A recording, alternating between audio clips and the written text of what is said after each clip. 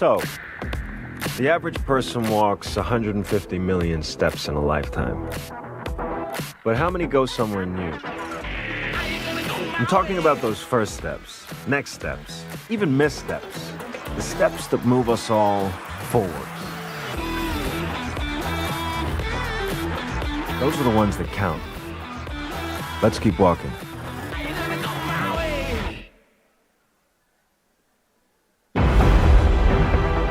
The luxury you know just became more refined.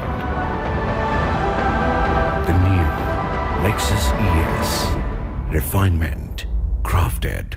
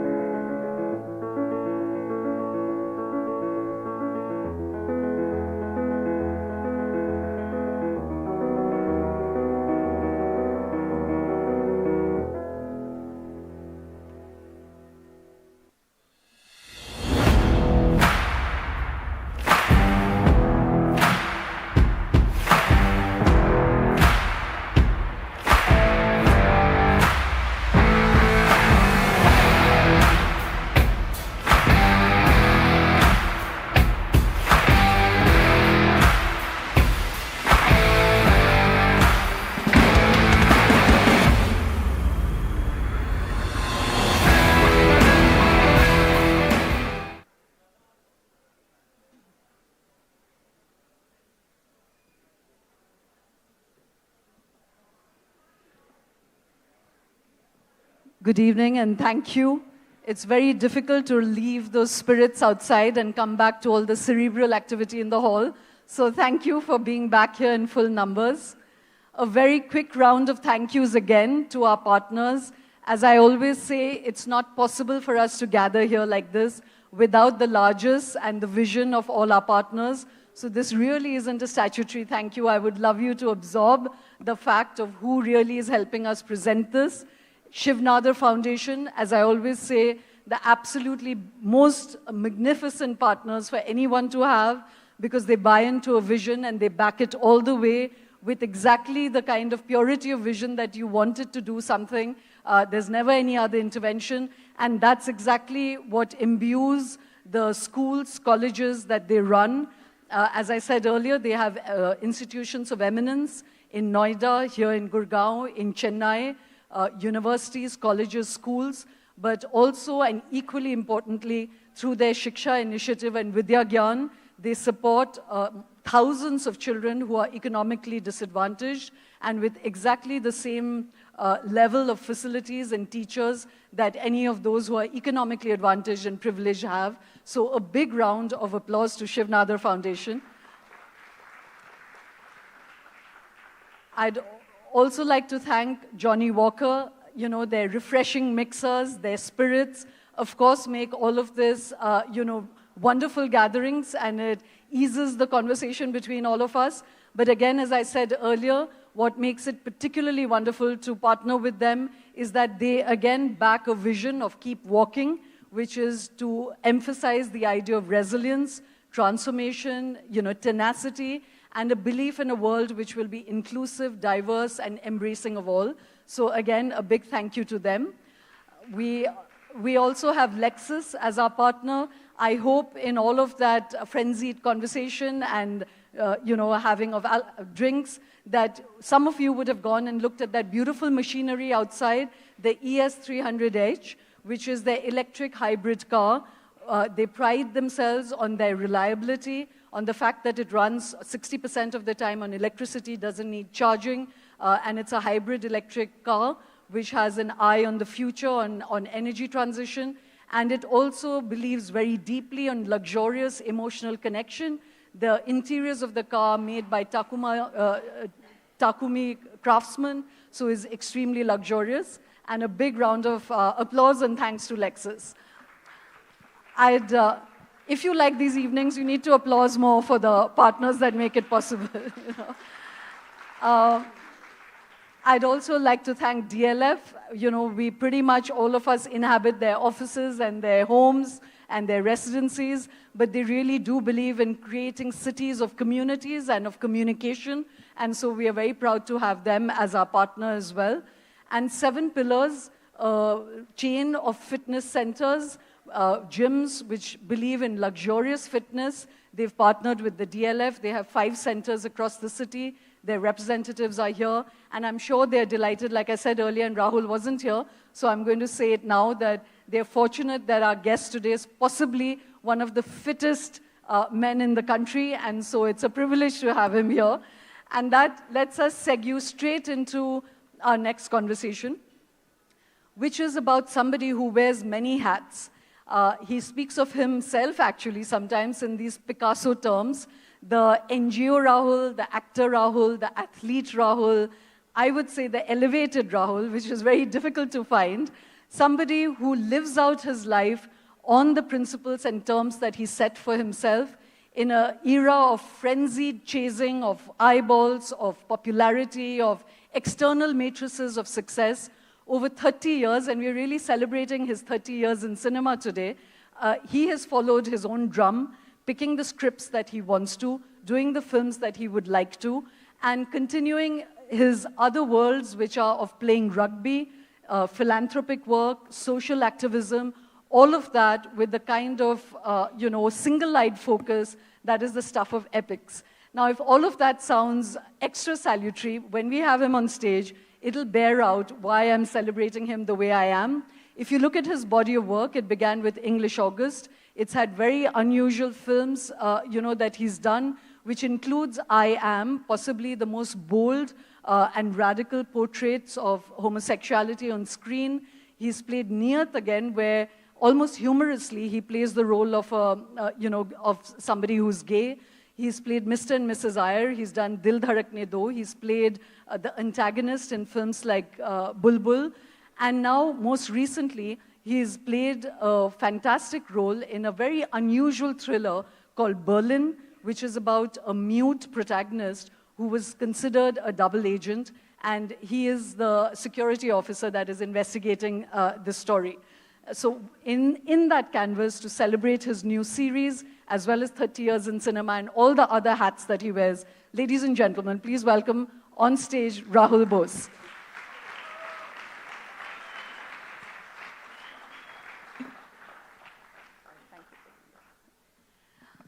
Before we embark into that, we want to show a small window into the canvas of work that he's done, so I'll ask the console to play that.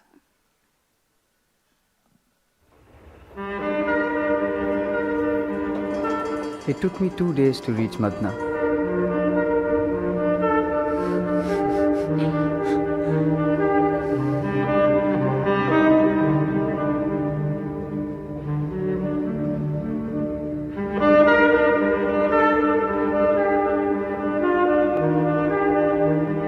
You, Salim, come up here and help. Excuse me.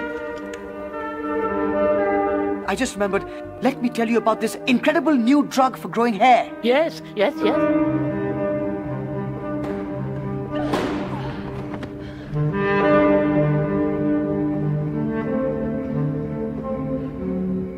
तभी कहीं हमारा असली nuclear bomb.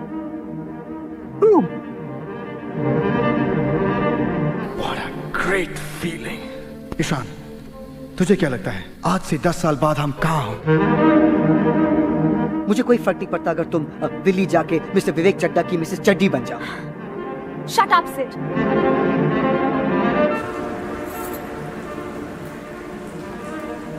बोलो ना sir, आज तो बोनी भी नहीं हुई है। Don't touch me.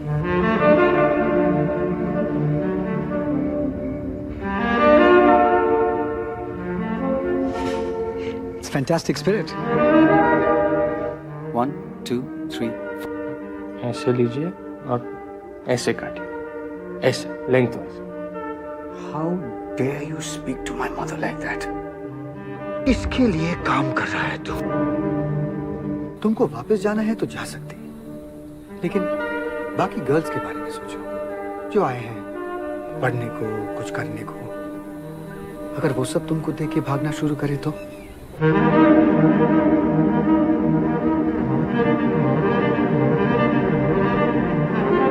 आयशा, मुझे मजबूर मत करो कि मैं तुम्हें फोर्स करूं, alright?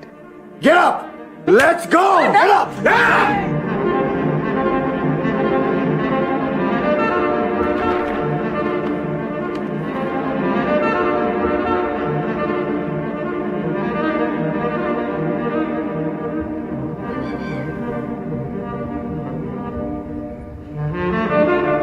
For most of my journey, I slept or stared at miles and miles of landscape. Familiar, yet unknown.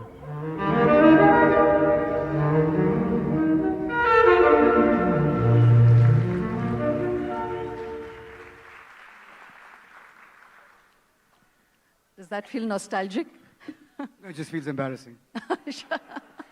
Well, if you're already embarrassed, I have to say every time I meet Rahul, and I did a conversation with him 5 years ago, but I have to repeat that question, which is that why is a man like this, who has all the right attitudes, all the right elevations, just not taken? You know, this speaks of bad taste for women in India. You know? I think women in India have impeccable taste. Yeah. I do want to say one thing about the Shiv Nadar Foundation. So I run my own foundation called The Foundation. And we select kids from underserved areas of India. So in the past, I'm talking almost 20 years ago, we went to the Andamans, went to Kashmir, went to Manipur. And some of our Kashmir kids wanted to study in Delhi. So I met Roshni Nadar, and 2 of our Kashmir students studied at Shiv Nadar University for free for 4 years each. And they looked after everything. Wow. Roshni is an extraordinary person. The work they're doing is extraordinary. And no, this is not a paid post. This is the truth. And I'm just so grateful for her warmth, her graciousness, and her compassion. I'm so happy you said that, Rahul. But let me actually, that then cuts across other things that I wanted to say. Let me start with this then. You know, I was going to speak about your cinema, and we'll come to that. But something that you're equally passionate about is rugby, you know, and again, like you've been choosing cinema that's at the kind of outliers of the mainstream, you've spent your life passionate and devoted to a sport that again isn't in the kind of frenzied spotlights, you know. So one, what drew you to rugby? And you've also kind of married rugby into, you know, your activism and your philanthropy. So tell us a little bit about that. And actually, just one more, I want to share with you that possibly apart from the Prime Minister, there's only one other person that is, a whole stadium is named after Rahul in Orissa. It's a sports stadium named after Rahul Bose. So we have to ask how that came about.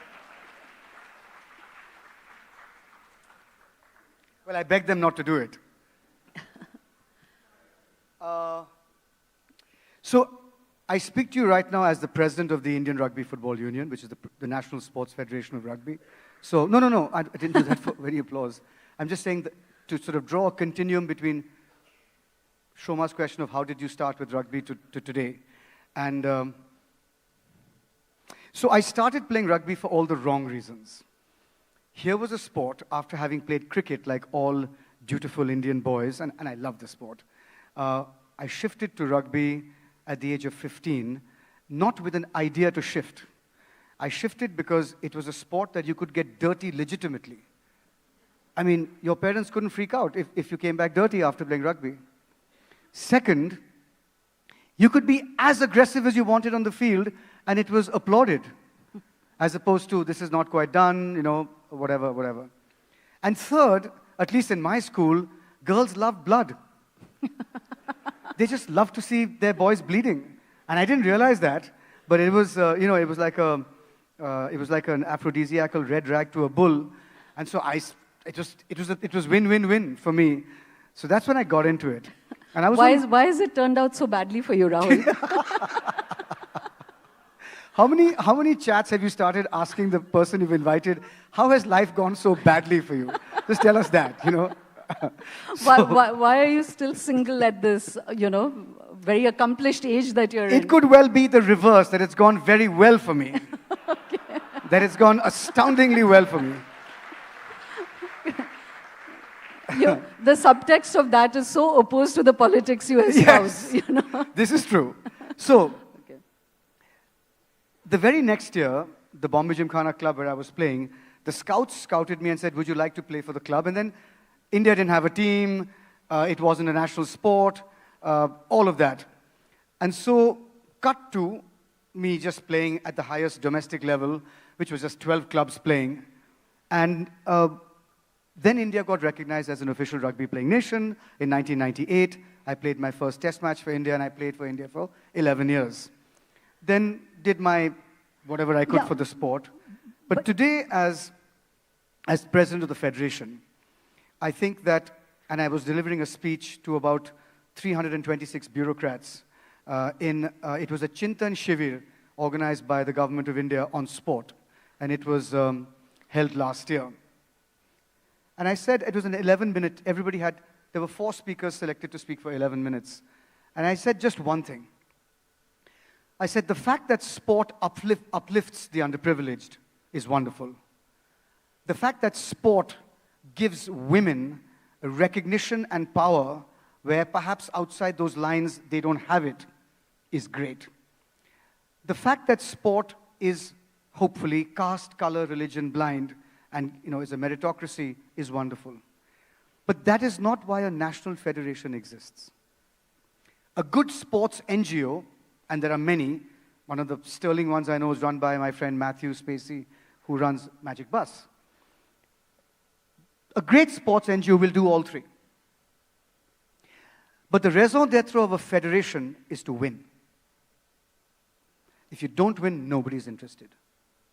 Aditi Ashok did well in golf, suddenly there were eyes on golf. Chirag and Satvik do well, suddenly there are eyes on badminton. Then there's the hockey team does well and Srijesh is retiring. So if you win, that's your raison d'etre.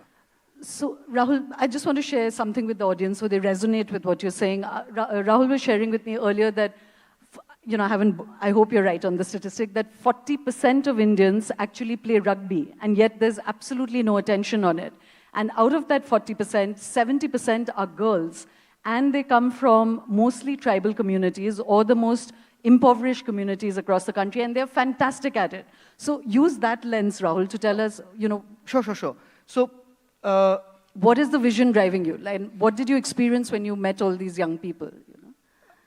So, the fact that 322 out of 760 districts play rugby in India is nobody knows. Nobody needs to know because we're not winning. Once you start winning, then the lens comes onto your sport. The fact that, and it's not 70%, it's 51-49, the split between women and men in the country. Our women are ranked, now they'll be ranked 10th in Asia. Our men are ranked 15th. So the women are doing better than the men. And we don't do a caste census, obviously. We don't ask those questions. But I can hazard a guess that over half of our 120,000 athletes in the country are from tribal backgrounds. Because the first Rashtriya Janjatiya Khel that happened last year, National Tribal Games, out of 37 states and union territories in India, 15 states had tribal rugby teams.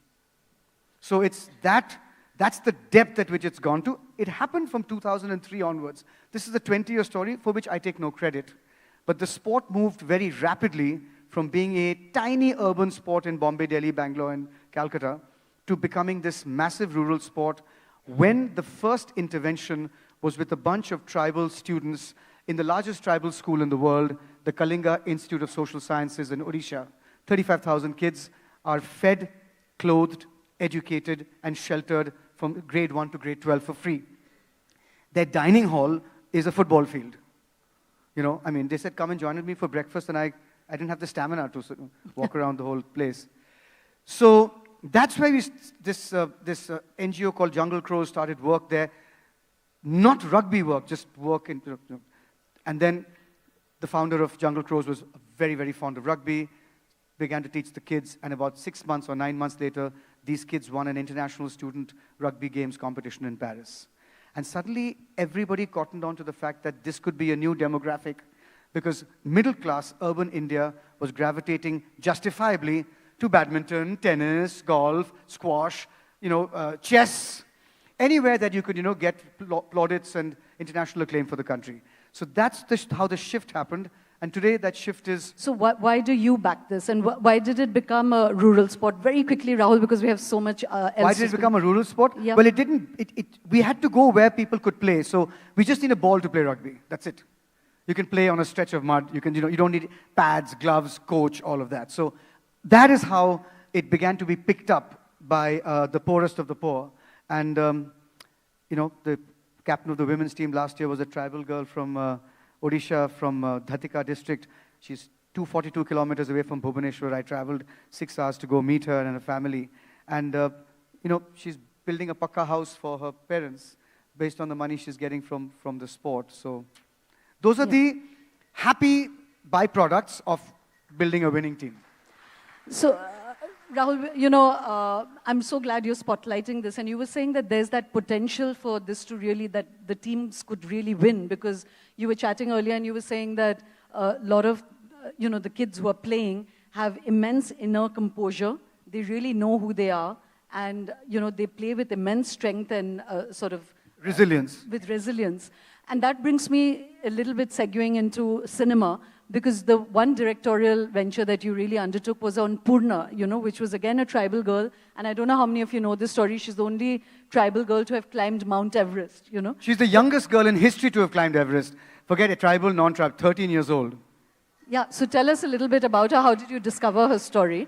And share the headlights, elevator story of her. Shobha only wants headlines today. Is basically the fact that this script came to me, and I was supposed to produce it, and then it transpired that I directed it also. But what could be a more winning story to show you that the system works? There was one idealistic IPS officer who was in charge of sport in Telangana and started a cleanup in charge of the educational institutions, the tribal educational institutions, TSW, REIS. And this gentleman, Dr. R.S. Praveen Kumar, began to do a cleanup of the sport. The food, the teachers, attendance of teachers, the infrastructure of the schools, cleaning everything up, and started extracurriculars, one of which was mountaineering. And the story goes, and it's a true story, a few kids began to start mountaineering, and otherwise Telangana is flat like this, but Bhongir has this fort, which is on top of a 600-foot rock, and these kids ran up just effortlessly. And so then the idea that they could go further, and he got some money, and they slowly went to Himalayan Mountaineering Institute, blah, blah, blah. And out of them, 2 of them had the money, the funds, and the talent, and the skill to go and make it to Everest. And he said, I thought, if a tribal girl reaches Everest, it'll send a message out to every single girl in this country that she was tending her goat 9 months before she climbed Everest. My God. In 9 months, this girl reached the top of the world. Remarkable. She's 19 years old now. She's a remarkable person. So I played Dr. R.S. Praveen Kumar. You saw a bit of that in a clip. And it's just for me, Purna brings together all my loves. Cinema, sport, achievement, human achievement, upliftment, empowerment, resilience, all of that. And it just, for me, women, girls, it just brings all my worlds together, which of course was shattered in Dil Dhadakne Do when everybody, when I played that. And I told Zoya, I said, Zoya, NGO Rahul has committed suicide. He's lying there. He's slit his wrists with his bangles, and he's just, he's bleeding to death out there because of what you're making me say. Rahul was wanting to slit Farhan's wrist and take all his lines, because Farhan was playing. Thank God Farhan said what he said, because I think it's one of the most viral clips from the film, and it's so important. What he said was, from his lips to God's ears.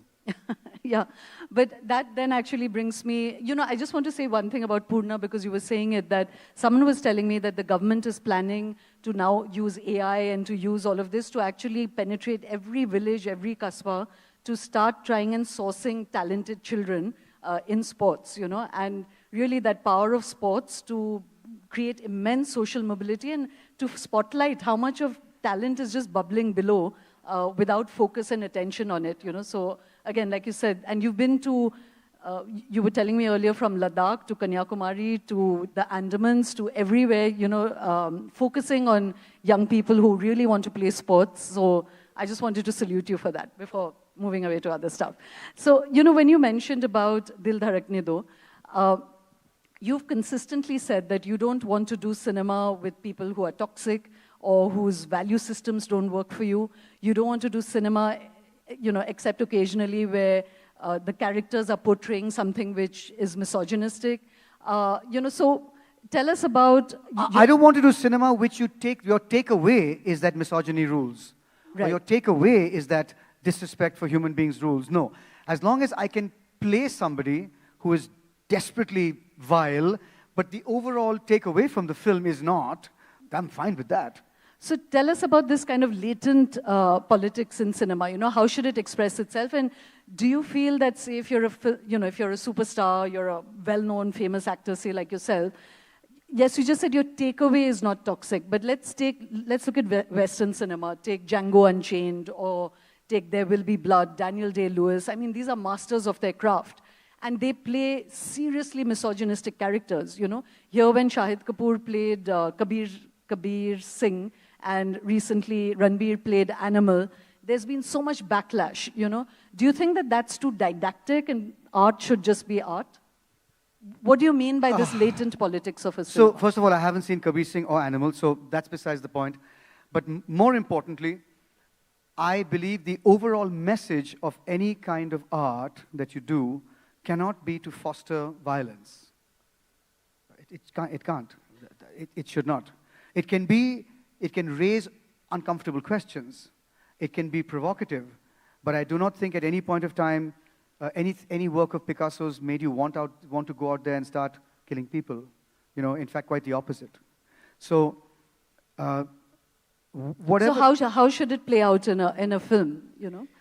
Is it the storylines you're saying, or is it the lens? Is it the director's touch? It has to be the story. For? No matter what the lens is. Like the evil have to be punished. Is that absolutely. What you're saying? Absolutely. There's no question. And therefore, if there are films that have been done in the world where evil is not punished, I would never be part of them. Absolutely not. Because I just don't subscribe to... At what cost? For entertainment? Never. There has to be, at the end of it, the takeaway has to have core human values: non-discrimination, inclusivity, respect for other people, compassion, kindness. For sure. For sure. So there is absolutely no gray area in this. Okay. So, that's a pretty strong position to take, and that's probably why you reject a lot of scripts or, people... Yes, I have, where they're trying to pander to some kind of sentiment about, beating in a war, and I'm like, what, this is just fostering more hatred. I'm not interested. So in Bulbul, when you play a man who brutally assaults a woman, tell us what made you pick that script. Well, obviously because the takeaway is it's a fiercely feminist film. And you can argue about how it's been portrayed, but it is fiercely feminist in terms of its lens. So I've been part of Chameli, I've been part of Mr. and Mrs. Iyer, I've been part of, Mumbai Matinee, I've been part of many films where the woman is clearly the stronger character, which is fine with me. But when I did, with Bulbul, there were two things, Shoma. Let me never ever overstate this. I first look at the story, of course, and then the challenge for me as an actor. And if anybody's seen Bulbul, I don't know if anybody's seen Bulbul here, but the challenge as an actor is that playing the Zamindar is pretty straight, but playing the mentally challenged brother who's frozen at the age of 10 in a 40-year-old body, and in that body can procreate, excrete, sleep, and eat like a 40-year-old. But the rest of it is a 10-year-old. So how are you going to approach that? And one of the most difficult moments of my career have been the time when his character rapes Tripti's character to death. She dies. That's how brutal he is with her. And I still remember that, we were on that bed for hours, chatting and then just going back. And I was like, for me, this is so traumatic. How triggering could it be for, you don't have to have been assaulted, molested, or raped to be triggered by something like that, Shoma. It could happen to a boy or a girl or a man or a woman. I told Tripti, I said, Tripti, are you okay? And she was absolutely fine. She was fantastic through that day. And I then said to her, I said, look, the safe word is Rahul. Because when the camera comes on, I'm going to be this animal. And that too an unthinking animal, which is hardwired in his 40-year-old brain. He's not doing it as a 10-year-old. These are the 4 things he can do. And he's just going to go for it. And so you won't recognize me. If you do, then I'm acting badly. And if there's a problem, just tell me. Just tap me. Just say Rahul. Say Rahul and it'll go. All of it will go. So it's very, very difficult. But Anvita dealt with that character so beautifully. She's handled the character, both my characters, so beautifully. And I keep saying, I don't know why. Why the director doesn't get the credit for a great performance. Similarly, I don't know why the director doesn't get criticized for a bad performance. Because believe me, if an actor is half good, the director can say, thoda zyada hai, kam karo. It's too underplayed, make it a little more vivid, right? And the actor will do it. So if somebody says, oh, all she did was scream through the film, what the hell was the director doing? Yeah. So why doesn't the director, there should be a lion's share of the credit should go to directors and the debit, if I can use that word. So, you spoke about this very disturbing sort of role you played. I was teasing you earlier about the fact that when I last met you 6 years ago, for 15 years you had no partner in your life. Is that still continuing, the drought?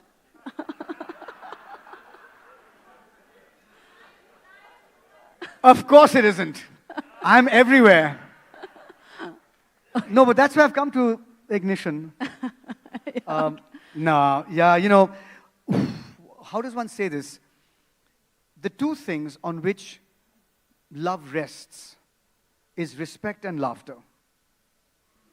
If you can every single day look across the room at your partner and say, she infuriates me, she's just unbearable, but you know what? She's a babe. I respect her.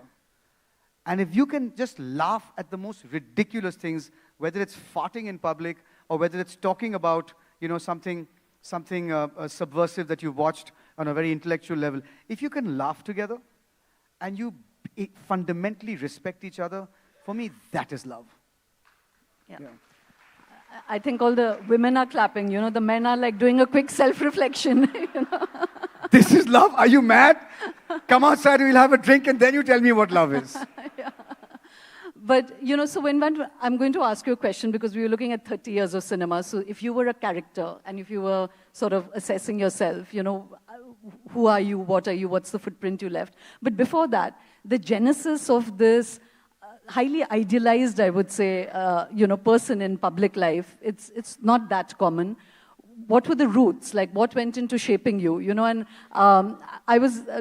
I think you were telling me earlier, but it's almost like a Rocky or Rani story. You're literally the Bengali sort of manuscript of how men are brought up by Bengali homes, So tell us about your parents. My mother was half Maratha, half Punjabi. My dad didn't have a chance. He wanted me to play cricket with a cap and keep my fair complexion going and all of that. And she kicked me out of the house and said, go be a man. I know it's complicated. Go play rugby You're and go slipping up so much, Rahul. I know, but this is what she said. I said, go be a man. Go play rugby and go box. I mean, just get into it. And she used to never cook. There's a beautiful story I must tell you. So mum hit me every day. Every day. Khasmanu kha, pat, one slap. that stuff happened, right? And she said, Chudiya, de tabbar, one more slap. All this happened. Every day. So once I got slapped, and once she's even kicked me, I said, Mom, why are you kicking me? She said, because you're not reacting to my slaps. So I was laughing and I got kicked and I walked off. So this used to happen on a daily basis. So once I got kicked and I got thrown out of the house. So I sat downstairs in the building next to the chowkidar and sitting there. He's like, Kumud madam, I said, ha. I said, ha, take it. Now I said, I knew that 6 o'clock Baba would come home and then, obviously I would be taken back in a sort of river of love, paternal love. So he came home, came out of the car, and I was sitting, and I obviously put on my most forlorn, abused expression you know, that whole thing. And this is exactly what he did. He was walking, say I'm there, he was walking, he walked towards me, and there I was with my big eyes, you know, tears hanging from my eyes, and he looked at me and he goes,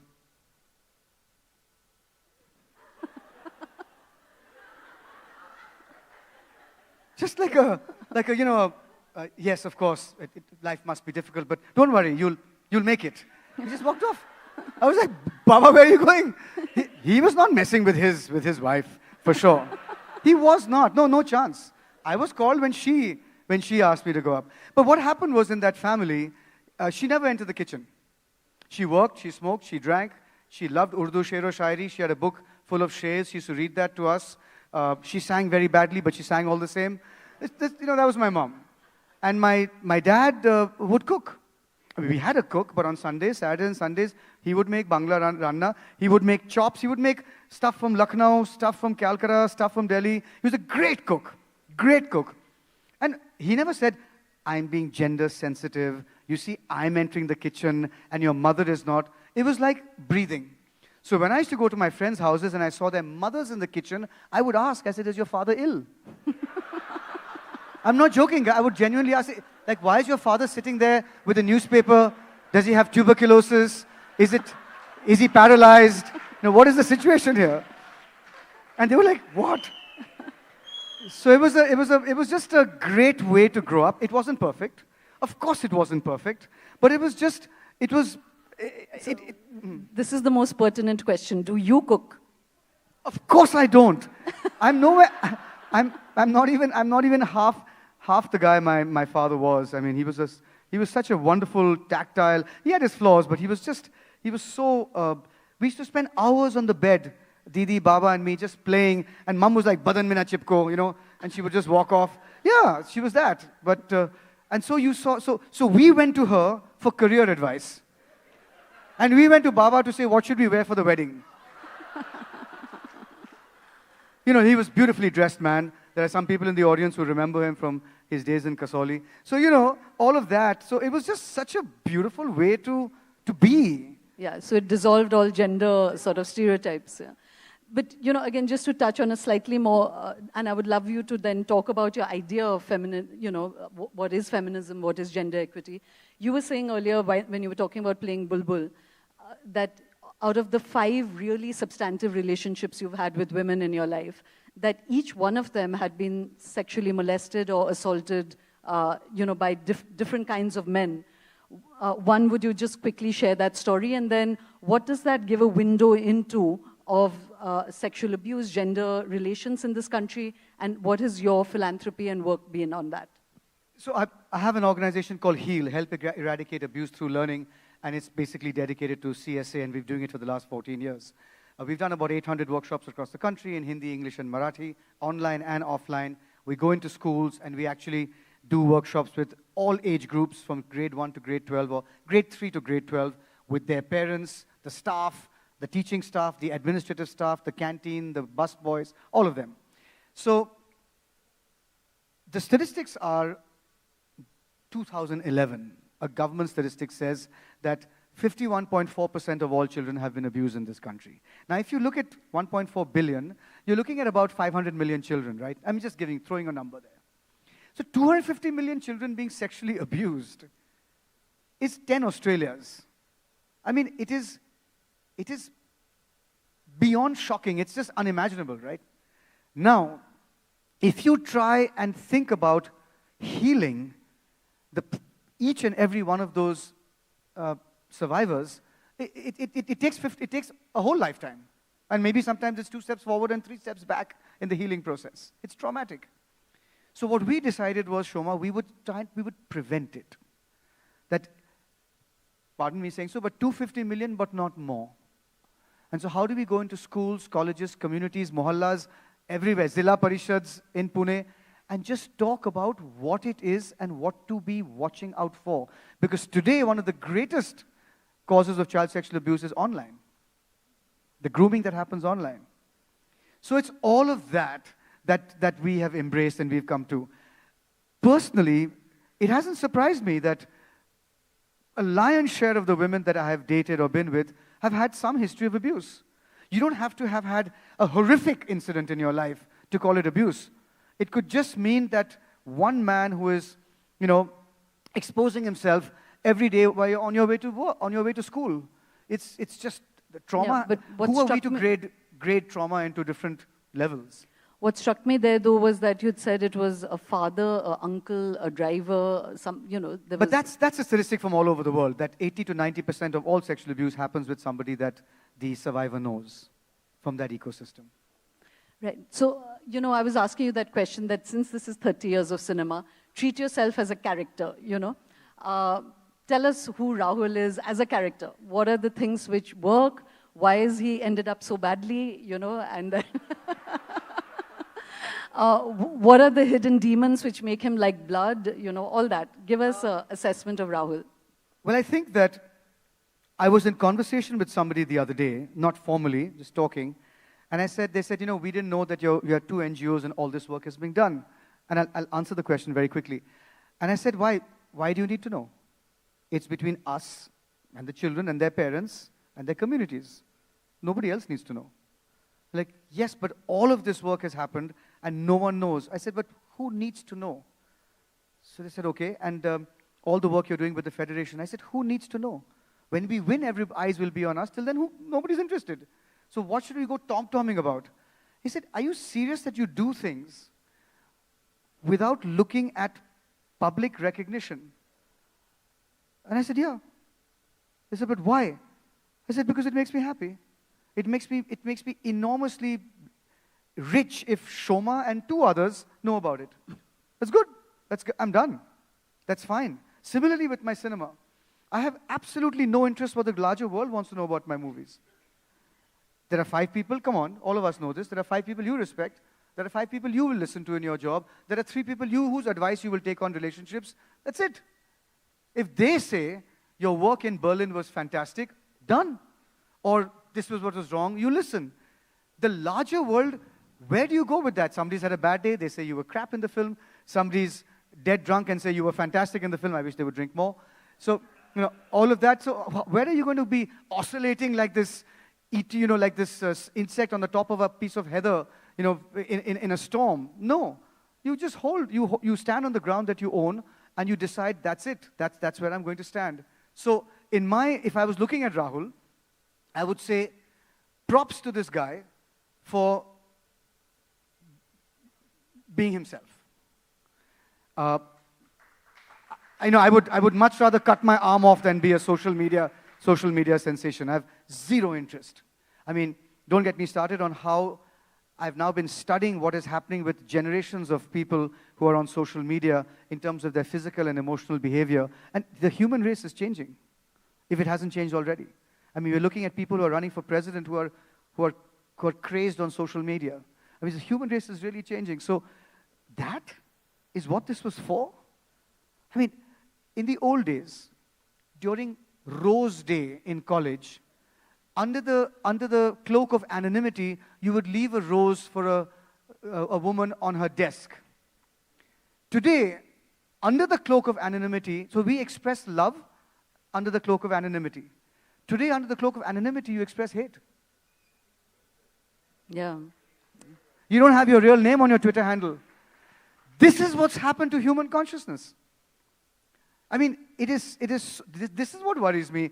Of course, wars and all of that, climate change, but this is we've destroyed it. We've destroyed ourselves. And who pushed us to do this? Nobody. Nobody. But then you and I have discussed before that hate is so attractive in cinema. Hate and violence. And why isn't peace a cinematic, you can't, I'm making a film about peace. You just can't do that. You have to show conflict and all of that. So it's the things to think about as to what kind of species we are. So, just unfortunately, last 2 questions, it'll have to be really fast, is that you've spent a lot of time thinking about gender relations, about gender equity. I just want to share with you that on Rahul's sets, when he's either producer, director on a film, he has 3 charters, a green charter, a feminist charter, and a labor charter, so that there's a real structure of equity on his set. So that's amazing, Rahul. But, you've thought about gender equity, and when you were talking about social media, today, there's a huge culture of the body, And women really own that. You know, when you look at young women, accomplished women, people, you know, there was an older generation of women that really focused on moving away from the body and away from a lens on the body.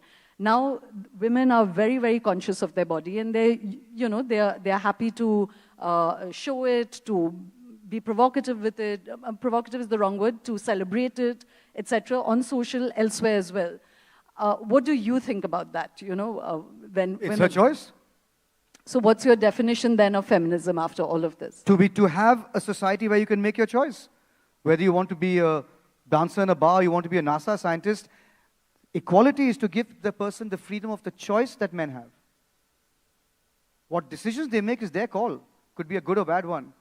But are you creating the conditions to give that person the freedom and the security to make a choice to live the life the way they want to, just like boys and men have? Is that the case? That's where you should go. Rest of it is problematic. You make a bad choice, you know, you sink or swim with that. But those are not for us to judge. So as yourself as an actor, what is it that you're proud of, you know, of having accomplished?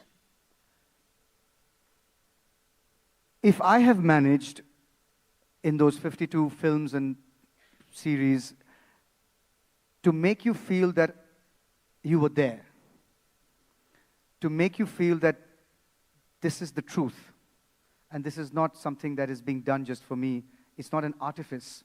If I've made you feel that even for 2 minutes of your life, then I'm blessed. I only want to mine the truth. I want to make it seem that you didn't see anybody acting, you just saw something, and you know, it was you might not remember the name, you might not remember the story, you might not remember me, but if you remember the feeling that movie gave you 20 years later, I mean, what greater gift could there be? That's actually a beautiful note to end on, Rahul, but I do have one last question, and it may sound a bit facetious, but I think it's an important one. It's going to be facetious for sure. Is that you know, the way you've been describing your internal processes and your way of thinking, you really should come across as an ideal man. But the fact that, you know, 5 women have left you, to my knowledge, no, but I'm coming to a serious question. One is that, you know, currently do you have a relationship? But more than that, what is it, and I'm really asking this because it'll give insight into why do relationships still fail, you know? So yourself as a man, if you were to take responsibility for those relationships breaking up, aap mein kami kya tha? No, I think, first of all, I'm not seeing anyone right now. It'll change in 5 minutes. Secondly, those relationships were glorious, but they wanted it to result in a longer union, which would obviously mean a formalization like marriage or something like that. And I truly wasn't in that space to do that. And you know, look, you're going to run a federation, you're going to do your films, you're going to run 2 NGOs, and you know, literally, the time I have to socialize is maybe 4 or 5 days in a year. But it doesn't mean I'm unhappy for the rest 360. I'm ecstatic. I keep saying my life is a slow, continuous ecstasy. But is it fair to any human being to say, I want to start something with you, and I'll meet you for 5 days a year? It's outrageously disrespectful. So why would I even go there? So I shed hot tears on my pillow every night, Shoma. Okay. But that's art lived on its own terms and in service of art. Thank you very much for being here, Rahul. It's been a pleasure talking to you. It's always a pleasure. Thanks, Shoma. Thank you. Oops. Next up, we have a really fantastic, and you know, we were talking about the ideal man, and in cinema, done on its own terms, we have an absolute powerhouse. Thank you so much, Rahul. Absolute powerhouse speaker coming up next. Guneet Monga is that absolutely rare person who is broken every sort of barrier in cinema to become a 2-time Oscar winner in an industry notoriously mainstream. She has backed cinema that she believes in. You know, we were talking about Rahul being an outlier. She's gone even further. And when you just look at her